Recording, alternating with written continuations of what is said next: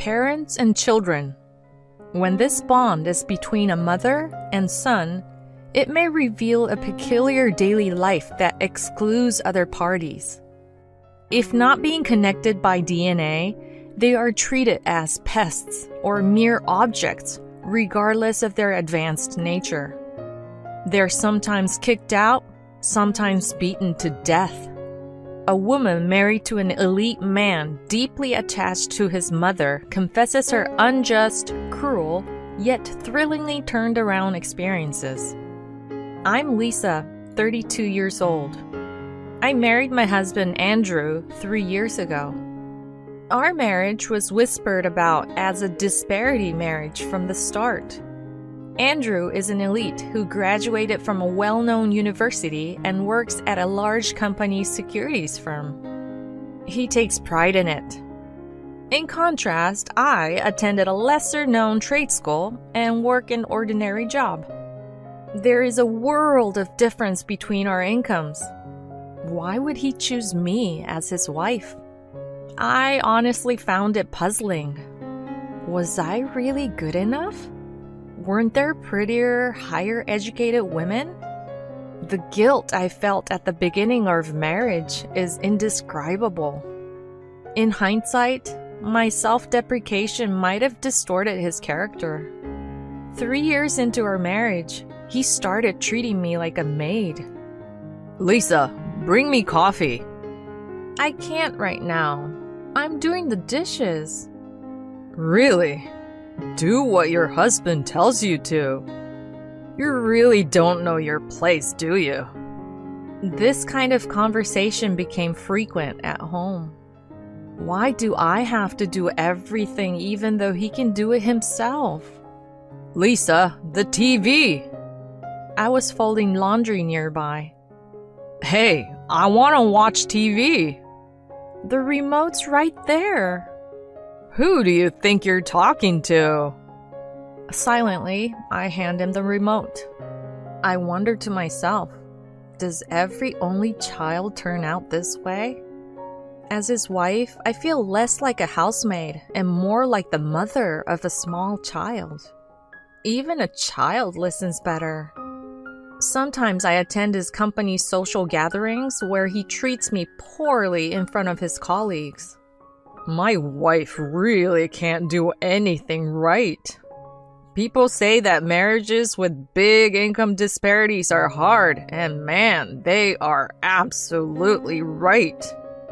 She doesn't possess any of the abilities I'd expect her to have. But I feel bad about divorcing her. That's how it goes. It's never a serious atmosphere because it's a drinking party, but the discomfort gradually accumulates. Why do I have to hear such things? We can't call this a marriage. I regretted getting married. And there was another problem in my married life. It was the existence of my mother-in-law, Pauline. Lisa, what's with this house? It's unbearably dirty.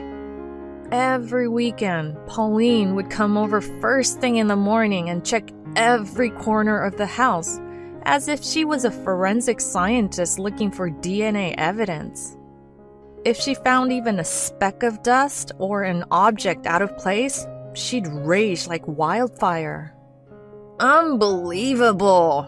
What kind of upbringing did you have? Granted, it's not perfect, but I do an adequate job cleaning and tidying the house. Andrew doesn't help at all, and all the chores fall on me. I wonder if she's even aware of that.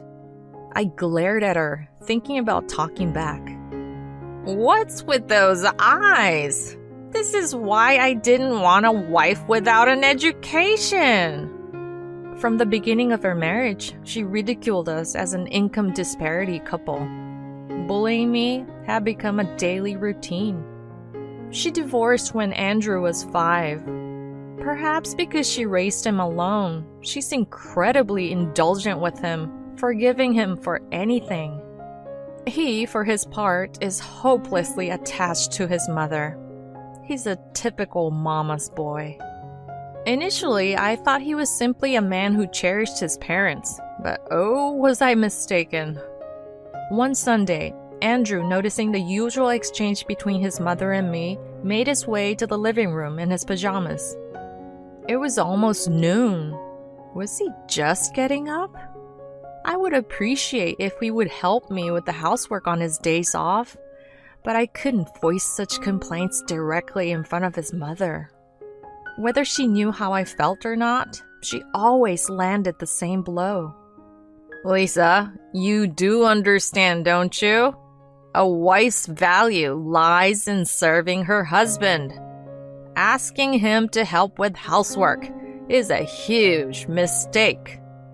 Knowing he didn't have the slightest intention of helping, I silently started cleaning the house. He said, "That's right, just as Mom said. Do your job properly," cheerfully from his sprawled position on the couch. My weekends, which I wanted to spend leisurely, were always ruined thanks to Pauline and Andrew. Then one day, even though it was only 8 a.m. on a Sunday, the outside was unusually noisy. I glanced beside the bed, but Andrew was no longer there. He got up early for once. Thinking this, I hurriedly headed to the living room. I was stunned. The room was filled to the brim with cardboard boxes. What is all this? I felt dizzy at the shocking turn of events. "Here comes the sleepyhead," a voice echoed from the shadow of the cardboard boxes. It was Pauline. "You're late. Come on, hurry up and help." Andrew, who always lounged on the sofa as usual, spoke while picking his nose. Help with what? Where did these boxes come from and what are they for?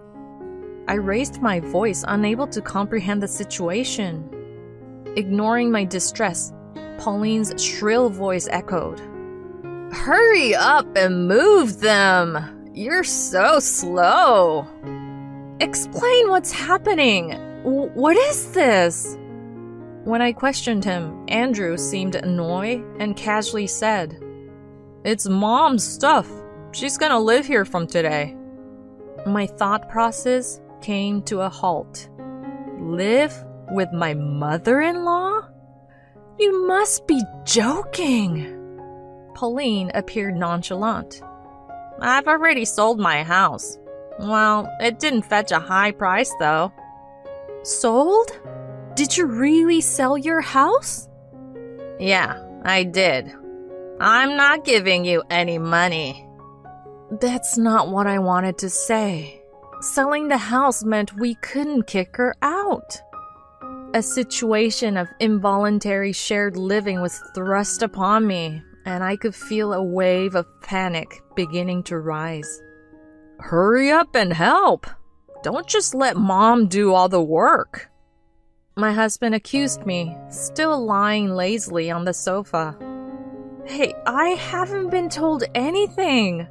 What's happening? Gathering myself, I questioned him. "Why do I need your permission? It's my house." Your house?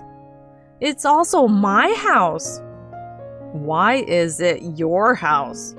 The name on the title is mine. But isn't it ours as a couple? I'm also paying the mortgage. Then Pauline intervened in our argument. Do you hear yourself, Lisa? You're living on his salary. You're such an ungrateful daughter-in-law. I need to teach you a lesson or two. Irritated by being constantly blamed, I cut her off. Please, Pauline, just stay quiet. A quiet, burning anger was welling up within me. How dare you? Who do you think you are, huh? They were both taken aback. And I want to ask you the same thing. Do you realize how selfish you've been? Enough with this shit. It was my fierce rebuttal, the first since our marriage. They were both flustered, mouths agape. They really were like two peas in a pod. Two rotten peas. Silence followed. I was sure then I wouldn't live with these selfish people anymore. After a while, Andrew looked at me and stood up as if he had an idea. If you can't listen to me, then I guess there's no choice, he said, and took out some documents from a drawer in the living room. It was the divorce papers I had prepared just in case. He knew I was hiding them. I was thinking of using them someday, but he beat me to it.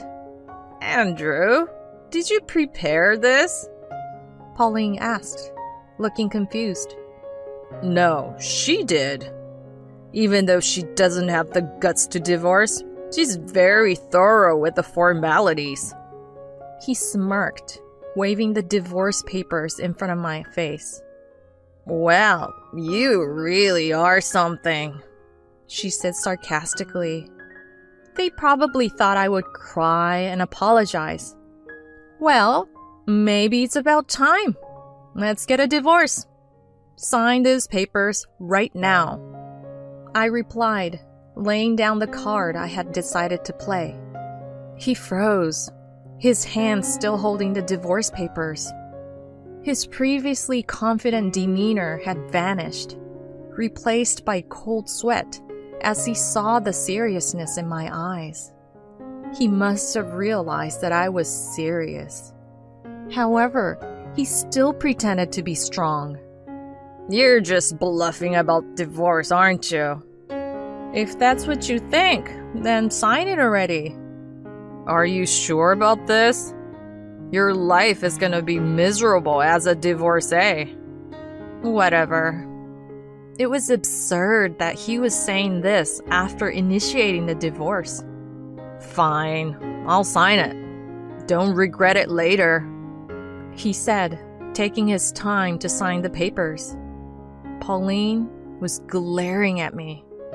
I ignored her gaze and started to pack my things to leave the house. The hallway was filled with boxes of her stuff. I packed the bare minimum into a carry-on and prepared to leave the house. I decided to leave behind our couple photos and mementos. They felt like garbage that I wanted to throw away. Once I had packed and went down to the living room, Andrew tossed the divorce papers at me. Here. Alrighty. He still looked skeptical. I realized he was still looking down on me, underestimating me. What a jerk. He must have thought that I was just having a temporary lapse of judgment. I left the house without saying anything more. There was no sign of him following me. It was a bit frustrating, but I was filled with a refreshing feeling knowing that my life as a slave was over. Today was Sunday. I decided to submit the divorce papers the next day and first return to my parents' house. It took me 2 hours by train to get back to my parents' house. They were surprised by my sudden return. "Welcome back, Lisa. Are you alone?" my mother asked.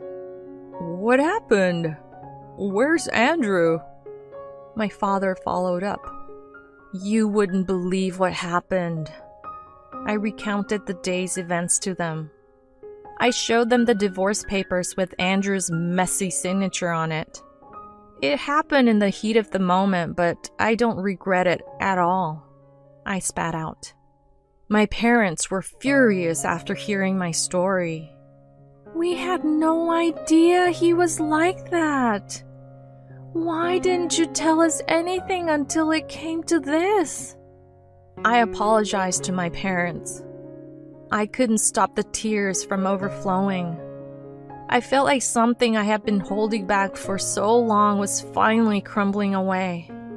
They both held me gently. I was glad I had come home. I felt so from the bottom of my heart. The next day, I told my boss the situation and took a break from work. After submitting the divorce papers to the government office, I had to return to that house one more time to sort out the remaining items. It was a weekday during the day, so Andrew was likely not there, but his mother would be. However, they were strangers to me now.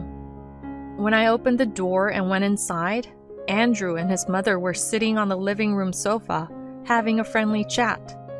She shouted in anger, "You have some nerve coming back here!" But in his usual tone, Andrew said, "You're late. You have plenty to do." He must have thought I was returning as expected. "I'm not back. I just came to sort out my things," I responded. They both looked at me in confusion. "As promised, I have submitted the divorce papers. Thought you might want to know." At my words, they both froze, as if time had stopped. "Wait, you submitted them? Really?" "What's so surprising about that?" "Of course, you signed them, didn't you?" I retorted calmly. "Relax. We're strangers now." I emphasized the word strangers dramatically. They had greatly underestimated how serious I was. I couldn't stop laughing at how satisfying it felt. "Can you afford to live on your salary?" "That's right. You're awfully cheeky for someone who hardly works." These two still didn't get it. "Listen, I am a full-time employee. Sure, I don't earn as much as you, but I have enough salary and savings to live on my own." I had worked full-time for 10 years. Andrew sat there, dumbfounded. I decided to throw out everything unnecessary from the house and thoroughly enjoy the feeling of minimalism. Sorting out my belongings was filled with joy and pleasure. I didn't hear from Andrew for a while. About 3 months later, when I finished work and left the office, I saw a familiar face. It was Andrew. He looked thinner and paler than before. His hair was messy and his suit was rumpled. There was no sign of the elite employee I once knew. "Lisa!" he cried out in a desperate voice. Against my better judgment, I agreed to talk with him at a cafe. He had been so arrogant and selfish. Seeing him so small and weak, I felt a twinge of pity. "As you can see, I'm not doing well. Please, come back. I can't go on like this," he pleaded.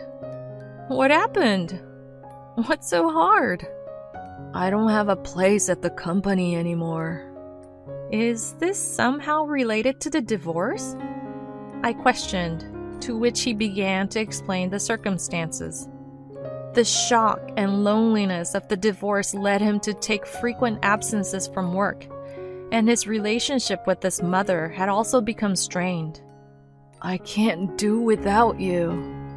Serve me again for my sake." At first, it seemed like he was speaking honestly, but the moment he said, "serve me," I saw through his shallow motives.